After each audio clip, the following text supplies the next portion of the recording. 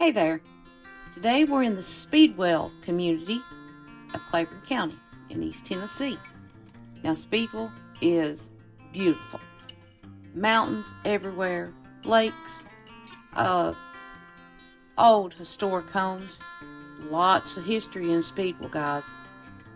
Let's go see what we can find.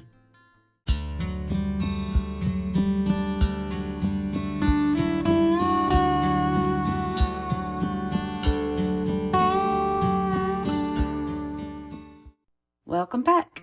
Today we're at the Dunn Cemetery, and it's located off of Highway 63, and here is a view of this cemetery. It's not a very big one. There's only 52 people that we could find that's buried here, but the earliest burial, get this, is 1821, so maybe we'll see some early settlers.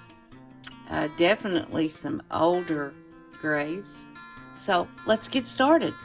We got Alva Lenora, and they called her Nora, Harmon Cupp, 1893 to 1958, along with her husband, James David Cupp, and they called him Dave, 1897 to 1966.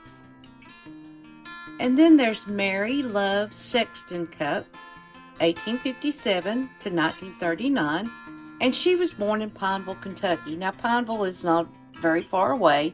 It's just over the border, not long at all to get to, north of Middlesboro, where I'm from. There is no picture of her grave, though, however. Then we have Ralph J. Cupp, and he was born October the 5th of 1924, and he passed away only 20 days later. Now, back then, you had typhoid fever, you had rheumatic fever, you had all kinds of different things that people could not, colitis, even just simple things that would be simple for us. They didn't have the medicine for it, and a lot of children died back then, unfortunately. But let's move on. We have Alice Irene Campbell Dunn, 1938 to 2013, and she was born in Lusk, Wyoming. But we couldn't find a headstone for her. But we did find a photo. Looky there. There she is. Now we have Benjamin James Dunn. They called him BJ, 1827 to 1868. Catherine Hunter Dunn, 1845 to 1928. Charles H. Dunn, 1911 to 1980. And Charles served as a private in the U.S. Army. Then there's Coit F. Dunn, and he was just an infant. He was born, and he passed away on the same day of November the 5th, 1929. Next we have Emily Florence Russell Dunn, 1867 to 1948, and with her husband is William Jefferson Dunn, 1868 to 1949, so he only passed away just a year later. Then there's Estelle May Paul Dunn, 1918 to 1967, and next to her is her husband Howard Clifton Dunn, 1915 to 1984. Then there's Harriet Catherine Dunn, they called her Kate, 1898 to 1984. And with her is her sister Sarah Avnell Dunn, 1904 to 1955. Then there's Harvey Elbert Dunn, 1933 to 1976. And there is a place on the headstone for his wife's name, but it's blank, so she's probably still with us. There's Hoyt B. Dunn, and he was just an infant, born and died on March the 28th of 1928. And then there's an infant son of the Dunn family. He was only 7 months old when he passed away on April of 1936. Then there's John, and they called him Johnny Dunn, Oh, look at these dates. 1793 to 1878. But he was born here in Claiborne County. Then there's John Franklin Dunn, 1917 to 1965. Marion Dunn, 1846 to 1879. And then here's his son, Marion Tillman Dunn, 1877 to 1898. Then we have Marshall James Dunn, 1891 to 1925. Beside him is his wife, Nancy Elizabeth Van Bever Dunn. Lizzie is what they called her, 1893 to 1977. Uh-oh, looky here. I got a Mary Polly Lynch Dunn. I told you Mary Polly was the most popular woman's name, I believe, I have come across in this era. But look at her dates. 1796 to 1821. And we're pretty sure that she was an early settler here. So that's some old graves. Next we have Sarah Ann Hopper Dunn, 1861 to 1948.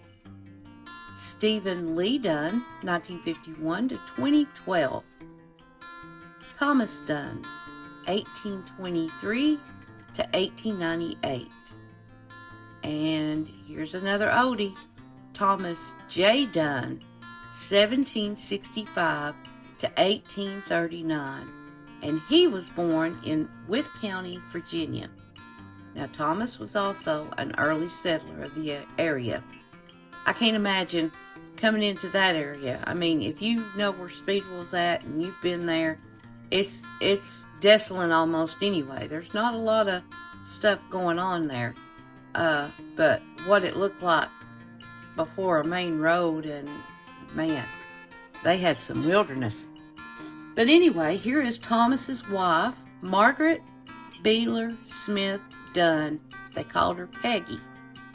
And 1765 to 1846, she does share the same obelisk with Thomas. But now Peggy was born in Pennsylvania. Then there's Troy H. Dunn, 1919 to 1987. Euless Dunn, 1900 to 1961. Berlin F. Dunn, 1903 to 1930. William Jasper Dunn, 1888 to 1961. And he served as a private in the U.S. Army during World War I. And now we have Deborah Lynn Suttles Eastman, 1958 to 2019. John R. Eastman, 1941 to 2009. Now let me back up to Deborah. Did I say 1928? It's 1958 to 2019. Sorry.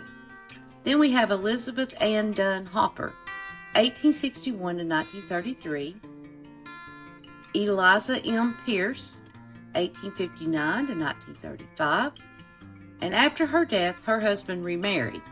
And so he's not buried next to her. He's buried in a nearby cemetery. So that's why her husband's not there. Here's a younger photo, and we got some cool photos of them. Here's a younger photo of Eliza with her husband, John Henry Pierce. And then we have another one. It's really nice, both of them. They were a little older. Isn't that nice? Let's move on. We got Nelson E. Pierce, 1893 to 1975. Clarence Willard Suttles, called him Cotton, 1931 to 2014. We found a really cool picture of him. We have Ruby Jean Dunn Welch, 1938 to 2012. And there's no picture of his grave, or her grave, but we did find a picture of her. Now, unfortunately, there are 11 graves that don't have any pictures, and they are General Marion Dunn, 1900 to 1976. And his first name is not a military rank. We believe it is his real name. There's Ira Dunn. No dates for them. Joseph Franklin Joe Dunn, 1844 to 1916. Leona Hazel Williams Dunn. They called her Ma, 1908 to 1993. Madison Matt Dunn, 1829 to 1910. Priscilla C. Branscombe Dunn, called her Kit, 1835 to 1866. Rachel Osmus Dunn, 1803 to 1871. And Serelda Jane Miller Dunn, they called her Merelda, 1827 to 1869. Vesta A. Dunn, 1879 to 1899. Doswell Rogers, 1790, here's another old one, 1866. And the last person is Charles Benton Welch Jr., 1937 to 2010. Now, I would like to go on site, and I'm going to, and try to see if I can find some of these headstones to put on Find a Grave for others to see. So, that's what I like to do. Anyway, when I get to Speedwell, I will definitely hit this cemetery up to see what I can find. And unfortunately, that's going to wrap up our look at the Dunn Cemetery. A lot of history laying in here. I would love to know some of the stories of these people that was born in the 1700s. What, just imagining what they had to go through, the wilderness. I'm sure there was plenty of game, fish, and Indians. A lot of people, just coming in on them. It's amazing what they saw. So we hope you liked this video. Please hit like and subscribe and share, and the notification buttons if you want to see them. Next week, if the Lord's willing, we'll be on an on-site video. Thank goodness we got out of the house. But that's it for Appalachia Cemetery. So God bless y'all, and we'll see you next time. Bye-bye.